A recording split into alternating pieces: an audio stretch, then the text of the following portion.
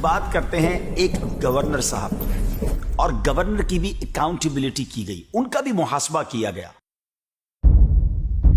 وہ کون گورنر تھے اور گورنر کا محاسبہ کرنے والا کون تھا؟ یہ دور ہے حضرت عمر فاروق رضی اللہ تعالی عنہ کا، اور حضرت عمر فاروق رضی اللہ تعالی عنہ کی مینجمنٹ کا تو کمال تھا۔ آپ کرتے یہ تھے کہ آپ کی عادت مبارکہ تھی کہ آپ کسی بھی شہر کی جامع مسجد میں جاتے اور عام لوگوں سے گورنر کے بارے میں پوچھتے تھے کہ کیا تمہیں گورنر سے کوئی شکایت تو نہیں، کوئی کمپلین تو نہیں؟ ایک دفعہ ایک شہر میں پوچھا تو لوگوں نے جواب دیا کہ جی ہمیں ہمارے گورنر سے 4 کمپلینز ہیں۔ وہ شکایتیں کیسی ہیں اور کیا معاملات تھے آپ کو بتاتے ہیں، لیکن اس تفصیل میں جانے سے پہلے ذرا غور کیجئے ویورز کہ اگر آپ میں سے ہم میں سے کوئی ایسا شخص ہے جو اپنی ذمہ داری پوری کرنے میں اسے کوئی مشکل آتی ہے تو غور سے سنیں اس واقعے کو، پھر غور کریں کہ کیا واقعی میری مشکلیں ایسی ہیں، اور اگر ایسا لگتا ہے کہ میری مشکلیں تو کچھ بھی نہیں ہیں تو پھر کوتاہی نہیں کرنی ہے، ہمت کریں اور اپنی ذمہ داریاں پوری کریں۔ اللہ پاک نے جن کو منصب دیا ہے، جن کو موقع دیا ہے، اقتدار دیا ہے، اپنی ذمہ داریوں کو پورا کریں۔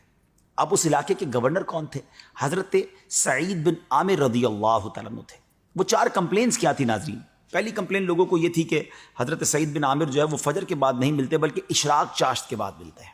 دوسری کمپلین یہ تھی کہ وہ رات کو نہیں ملتے۔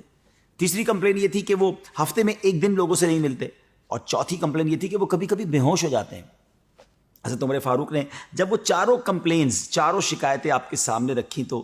جو حضرت سعید بن عامر نے جواب دیا نا، جب آپ بھی سنیں گے تو حیران ہو جائیں گے۔ جب آپ سے پہلا سوال کیا گیا کہ آپ فجر کے بعد نہیں ملتے، آپ اشراق چاشت کے بعد ملتے ہیں، تو آپ نے فرمایا کہ بات یہ ہے کہ میری ایک زوجہ ہے جس نے میری تقریباً 30 سال تک خدمت کی ہے، مجھے سرو کیا، لیکن اب بیماری کی وجہ سے، معذوری کی وجہ سے وہ ڈسیبل ہو گئی ہے، اور اب میں نماز فجر کے بعد ان کے لیے ناشتہ بناتا ہوں، ان کی کچھ خدمت کرتا ہوں اور ان کے کپڑے بھی دھوتا ہوں، اور اس کے بعد میں لوگوں سے مل پاتا ہوں، اس لیے مجھے تھوڑی سی تاخیر ہو جاتی ہے۔ دوسری کمپلین لوگوں کو تھی کہ آپ جو ہے وہ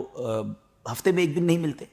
تو آپ کہتے ہیں کہ اے امیر المومنین، میں گورنر ضرور ہوں مگر ساتھ غریب بھی ہوں، میرے پاس پہننے کو یہی ایک جوڑا ہے، میں ہفتے میں ایک دن اس جوڑے کو دھوتا ہوں پھر اسے سکھاتا ہوں، اس لیے لوگوں کے سامنے نہیں آ سکتا، اس لیے میں ہفتے میں ایک دن لوگوں سے نہیں مل پاتا۔ تیسری شکایت جو ہے کہ میں رات کو نہیں ملتا، تو حضور اب میری عمر زیادہ ہو گئی ہے، داڑھی کے بال سفید ہو گئے ہیں، اور مجھے ڈر لگتا ہے کہ کہیں اللہ کی بارگاہ میں قیامت کے دن پکڑا نہ جاؤں، تو میں رات بھر اللہ کی عبادت کرتا ہوں، سارا دن تو مخلوق کے ساتھ ہوتا ہوں مگر رات میں نے اللہ کے لیے وقف کر دی ہے، وہ رات اللہ کی عبادت میں، گریہ وزاری میں، دعاؤں میں گزارتا ہوں تاکہ رب کریم میری بخشش فرما دے۔ لوگوں کی آنکھوں میں آنسو آ گئے، لیکن پھر بھی سوال کیا گیا کہ حضور یہ چوتھی جو وجہ ہے وہ کیا ہے کہ آپ اچانک بے ہوش ہو جاتے ہیں؟ تو آپ فرماتے ہیں کہ میری عمر 40 سال ہو گئی ہے، اور کبھی کبھی مجھے اپنے 40 سال کی زندگی کے بارے میں غور کرتا ہوں تو 40 سال کے گناہ یاد آتے ہیں کہ میں نے 40 سال میں نہ جانے کتنے گناہ کیے ہوں گے، اور قیامت کے دن کہیں میں رسوا نہ ہو جاؤں، تو اس لیے وہ یاد کر کے اس خوف کے عالم میں بے ہوش ہو جاتا ہوں۔ اب ذرا غور کیجئے ناظرین کہ یہ ہے اللہ والوں کی شان۔ سیدنا امیر المومنین حضرت عمر فاروق کی بارگاہ میں آپ نے پھر یہ عرض کیا کہ اے امیر المومنین، ان شکایتوں کے نتیجے میں جو میری سزا بنتی ہے وہ مجھے آپ دے دیں۔ حضرت عمر رضی اللہ تعالیٰ عنہ کے ہاتھ اٹھے اور رب سے التجا کی کہ یا اللہ، اس طرح کے کچھ اور گورنر مجھے عطا کیے جائیں، مجھے ان پر فخر ہے۔